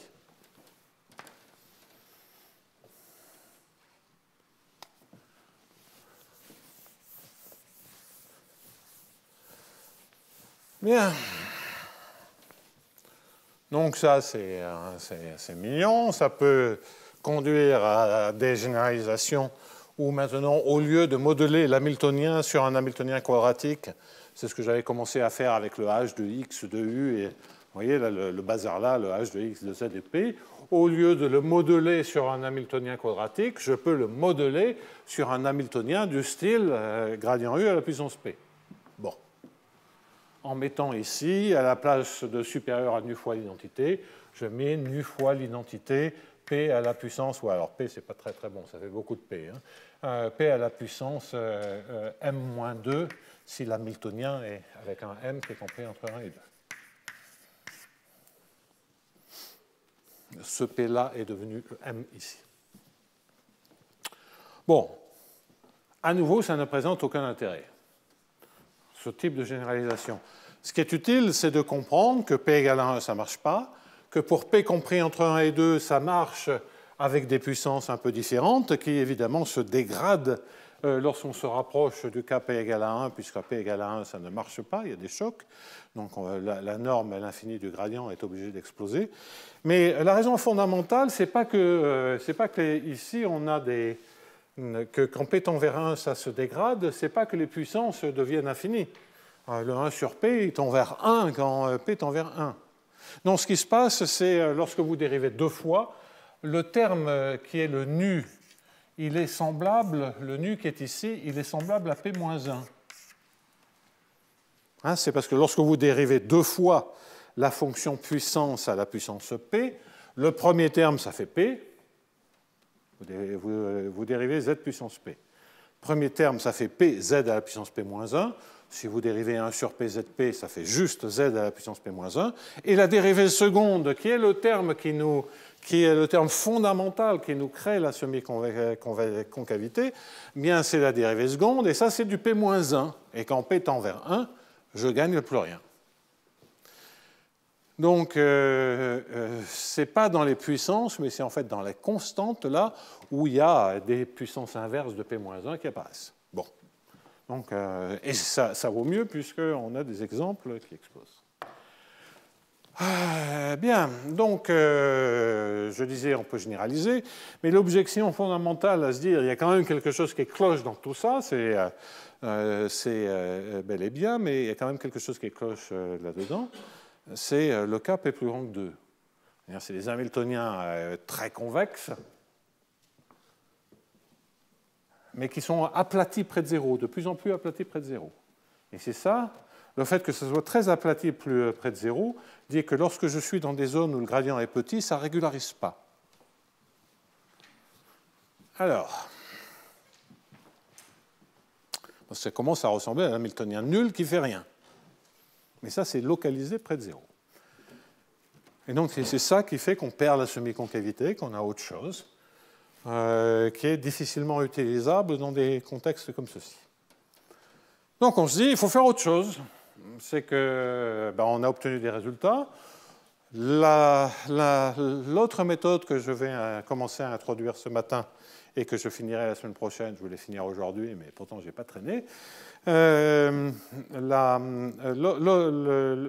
méthode que je vais introduire va donner effectivement des résultats beaucoup plus généraux, va être d'une certaine manière moins technique, mais ne donnera certainement pas d'informations du type semi-concavité, puisqu'on va travailler un cran au-dessus. On va travailler directement sur les dérivés.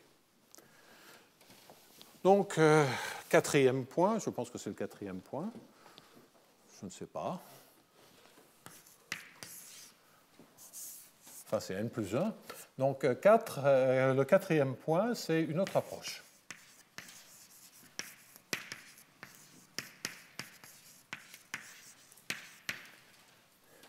Où là, je vais carrément travailler avec UT plus H de U gradient U. Les dépendances en X, c'est purement technique. Alors, moins epsilon laplacien U, mais pour l'instant, je vais l'oublier parce que je vais essayer de travailler formellement.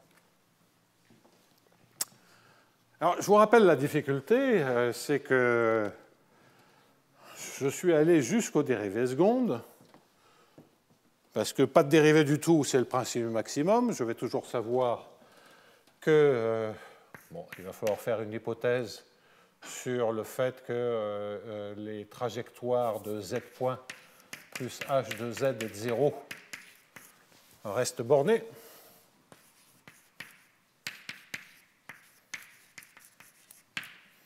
Pour ce système dynamique. Et après, je vais savoir que si j'appelle grand Z le flot associé à ça, je vais savoir que U est majoré par le grand Z de T et du max de U0 et est minoré par le Z de T et du minimum de U0. Donc ça, c'est la condition initiale. Ça, c'est le principe du maximum. En un point de maximum ou de minimum, le gradient s'annule, et donc je peux comparer à la solution de l'équation différentielle ordinaire. Donc ça, c'est les dérivées d'ordre 0, c'est des bornes. Par exemple, un exemple qui est grosso modo l'exemple que j'ai toujours traité jusqu'à présent, c'est h de z est de 0 qui est identiquement nul. Parce que c'est le cas lorsque j'ai A de U de gradient U fois gradient U plus un gradient U à n'importe quelle puissance. Bien. Donc ça, c'est les bornes à l'infini. Les bornes de dérivée seconde, c'est d'un côté, on a fait ça abondamment. Et ce que j'aimerais, c'est obtenir directement des bornes de Lipschitz. Donc, majorer UX. Parce que simplement, dans le cas où la puissance du gradient est plus grande que 2, je n'ai pas beaucoup mieux que le Lipschitzien. Donc, coûte que coûte, enfin, j'aimerais avoir une borne de Lipschitz directement sans passer par les dérivées secondes, puisque de toute façon, les dérivées secondes, toujours, je le répète, dans le cas où la puissance est plus grande que 2, n'existent pas. Alors, on reprend un peu l'argument qui semblait indiquer qu'il y avait des phénomènes d'explosion. Regardons-le. cet argument nous disait quoi? J'écris ux, t, plus hu, qui est dans lequel il y a du ux aussi, fois ux, et plus du hp, ou hz, puisque j'ai commencé à me servir, hp fois uxx, qui est égal à 0. Bon.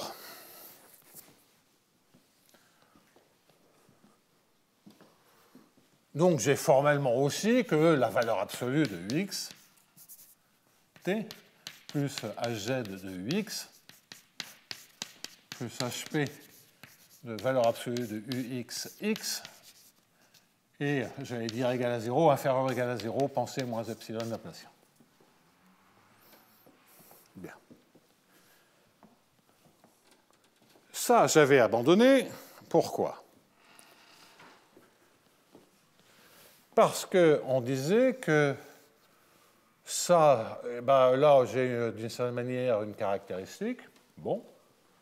Je propage les valeurs de ux plutôt en décroissant le long d'une caractéristique. Ça, c'est plutôt bon.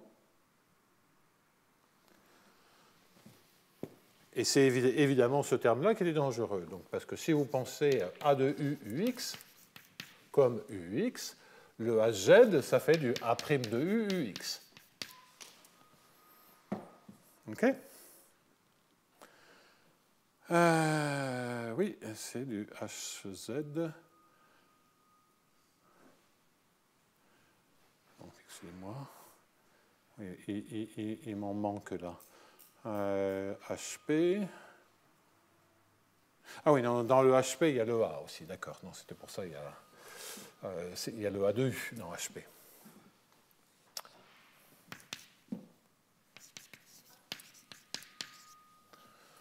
Donc, ça correspondait à le hz de x, ça correspondait à avoir ce terme-là. Okay. Et donc, ça veut dire que le long, pensez ux positif, le long, puisque de toute façon, le long de la caractéristique, j'ai quelque chose qui, ux ne peut pas changer de signe, en tout cas tant qu'on a le droit de faire cette intégration le long de la caractéristique. Donc ça, c'est du transport pur, ça, les valeurs ne changent pas. Et là, j'ai un phénomène d'amplification quadratique. Si ça a le mauvais signe, ça explose. Bon. On a vu que ça n'explosait pas dans le cas quadratique. Donc c'est qu'on ne peut pas justifier ça, l'intégration, les dérivées secondes explosent en temps fini, et donc quand les dérivées secondes explosent, avant que le facteur quadratique ici ne fasse exploser la dérivée première, donc cette équation en elle-même ne suffit pas. Quand on veut des estimations de Lipschitz pour des équations quasi-linéaires, manipuler la norme du gradient U, ou la norme de gradient U carré, c'est pareil, ça correspond à une très vieille idée dont on se sert, qui remonte à Bernstein dans les années 30, qui observe que si on a une fonction sous-harmonique, c'est-à-dire moins Laplacien U négatif ou nul, si on a une fonction harmonique, moins Laplacien U égale à 0, alors moins Laplacien U de gradient U carré est négatif ou nul.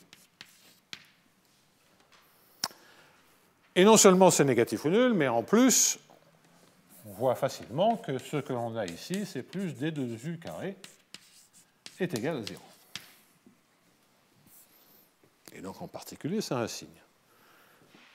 Donc ça, c'est de dire que si j'ai une fonction harmonique, le gradient U au carré est une fonction sous-harmonique. Et non seulement c'est sous-harmonique, mais on contrôle le reste.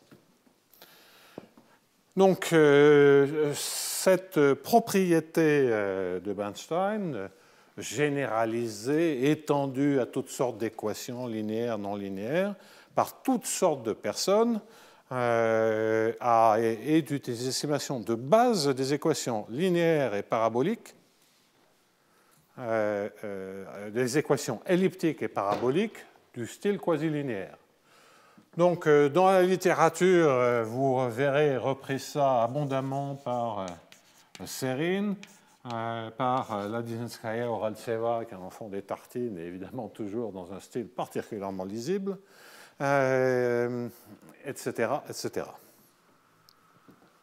Bon. Alors, ça ne va pas nous rajeunir, mais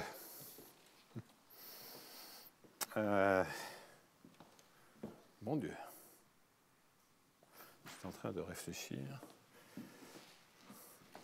Oui, j'ai passé ma thèse sur l'hémicycle en 1978, donc il y a exactement 40 ans, et donc c'était en 1977.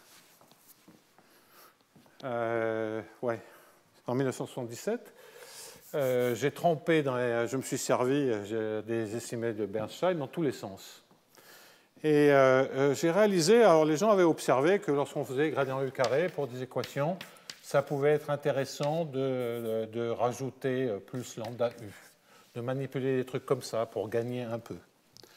Et puis j'ai observé que, en fait, le meilleur truc à faire, c'était de multiplier une fonction de U par gradient U carré.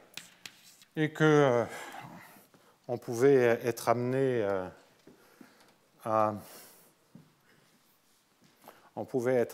à optimiser le phi qui est là, mais dans beaucoup de cas de figure, E puissance moins lambda U gradient U carré marchait bien.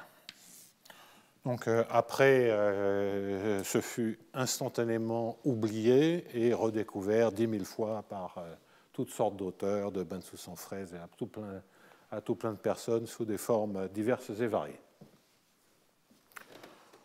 Ce n'était pas d'une nouveauté folle. Serine, je pense, d'une certaine manière, n'était pas loin de faire des choses comme ça, à part qu'il cachait ça par une autre approche. Donc je m'en suis servi pour obtenir des résultats d'existence et d'unicité d'équations quasi-linéaires sans condition de croissance sur les non-linéarités, mais avec de la convexité. C'est des Hamiltoniens quelconques, donc j'étais déjà quelque part un peu intéressé par ce genre de questions, mais je ne savais pas vraiment encore. Quoi qu'il en soit, il y a cette idée de se dire, qu'est-ce qui se passe si je mélange l'équation en U et cette équation-là dont je ne peux rien sortir? On va regarder ça. Je reprends mon exemple favori. Et puis après, je le ferai systématiquement la semaine prochaine.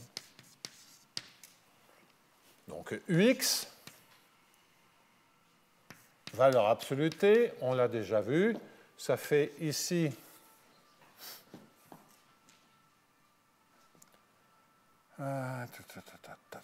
allez, pour quand même faire quelque chose d'un peu nouveau, je vais mettre ici un H de UX.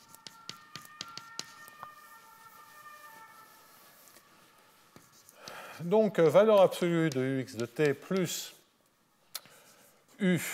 valeur absolue de x plus UX, valeur absolue de UX, d'accord, donc ça, je les garde, plus H' de UX, x, égal à 0, inférieur ou égal à 0, peu importe, je vais mettre égal à 0.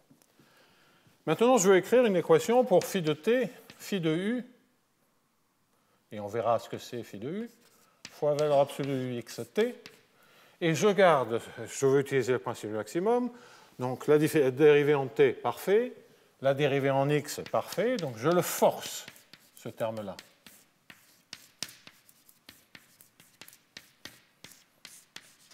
Et je calcule. Donc déjà, je dérive un produit. Si je dérive uniquement UX, eh bien, j'ai les termes supplémentaires. Pardonnez-moi, mais il faut que j'en rajoute une petite couche, je pense.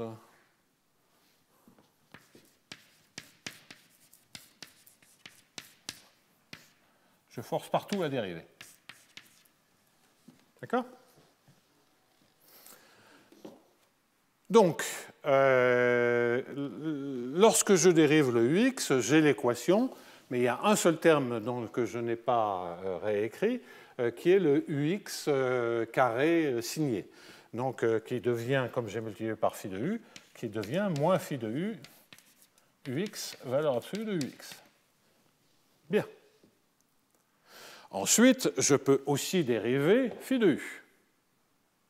Si je fais ça, je récupère phi' de u fois ut plus h' de ux fois ux plus, là c'est toujours phi' de u, plus uux. C'est-à-dire que ce que je récupère, c'est presque l'équation en u, modulo la différence entre h et son linéarisé. Donc, ce que ça me fait apparaître, c'est exactement la quantité de non-linéarité qu'il y a dans le H. Je redis ça. Ça me dit moins phi de u, ux, valeur absolue de ux, plus phi' de u.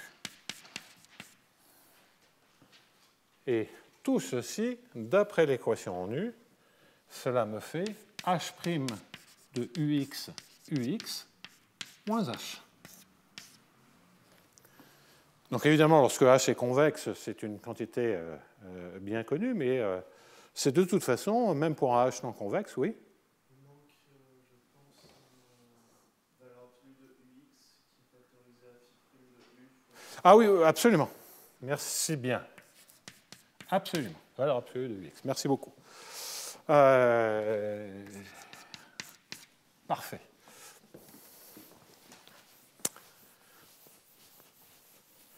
Bon, mais si vous pensez h quadratique, là vous avez p carré moins 1,5 de p2, c'est 1,5 de p2. Et si je cherche à appliquer le principe du maximum, il vaut mieux que ça soit multiplié par quelque chose de négatif.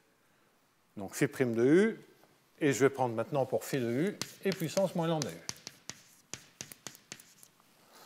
Donc, qu'est-ce que je récupère? Je récupère pour phi' de u, je vais récupérer d'abord un signe moins, un ux, en facteur de tout, c'est celui qui est là, et c'est celui qui est là.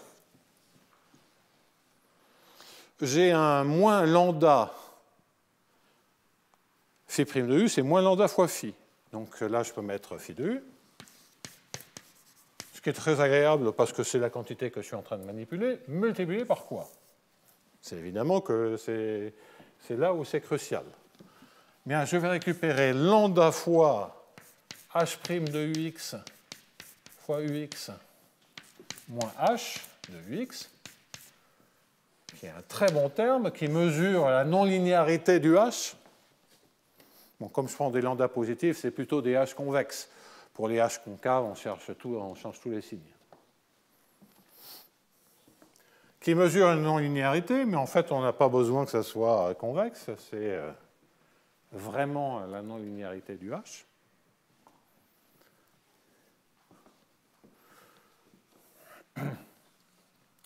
Oui, parce que la dérivée de h' de p, p moins h, si vous dérivez ça par rapport à p, d sur dp de ça, ça fait h seconde de p fois p plus h' moins h', c'est bien connu, ça fait h seconde fois p. Donc, un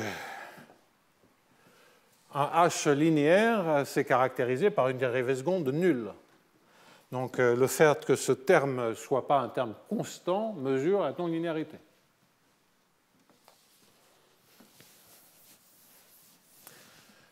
Donc ça, c'est le premier terme. Et le seul terme qui reste, le phi de u, je l'ai mis en facteur. Le valeur absolue de ux, je l'ai mis en facteur.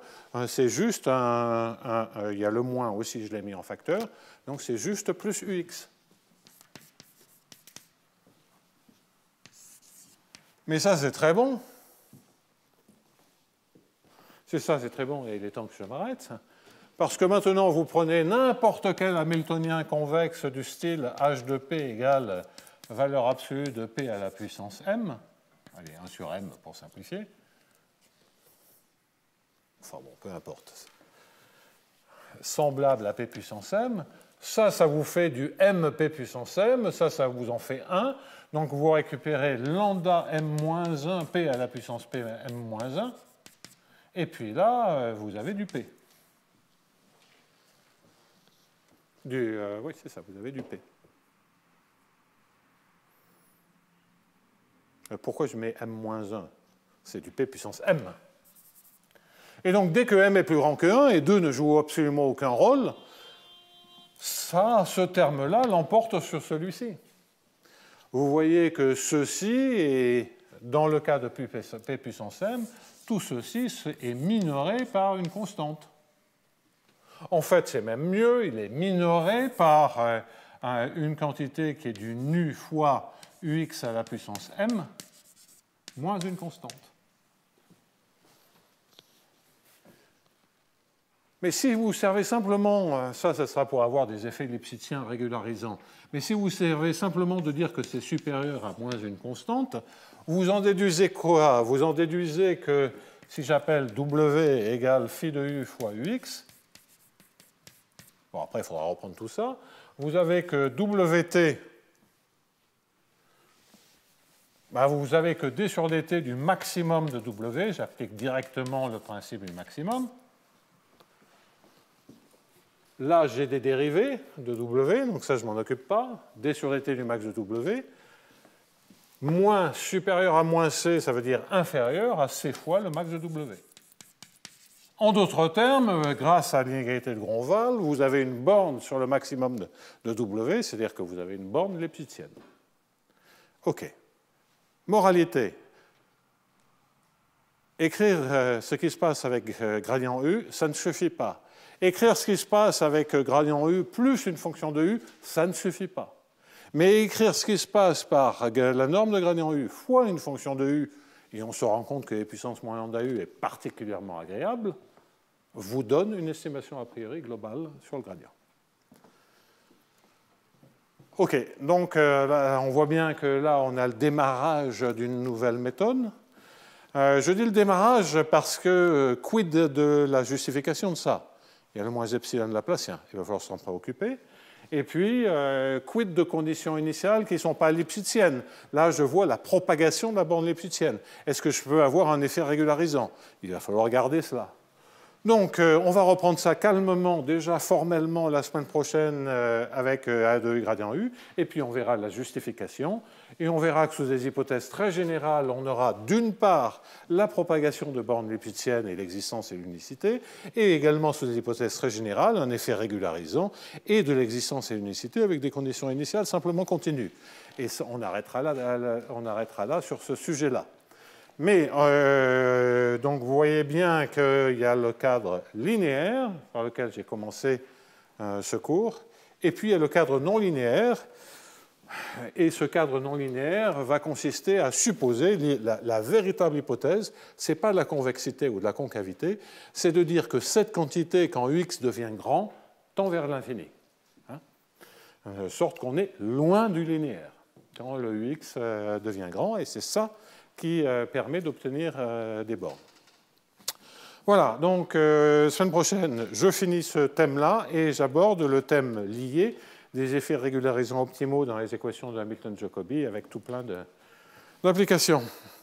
Désolé, je finis un peu en retard, mais je ne voulais pas prendre trop tard dans mon programme de cours, c'est un bien grand mot, mais dans les choses que je veux faire en cours. Et puis, je suis moins à la bourre parce qu'il n'y a pas, vous le savez si vous suivez ça sur Internet, mais il n'y a pas le séminaire en raison des exposés d'Annalise Abouf au laboratoire Jacques-Louis. Voilà, à bientôt, à la semaine prochaine. Et n'oubliez pas, mon problème, s'il y a quelqu'un dans le réseau, il vient il me remplace. C'est la double peine.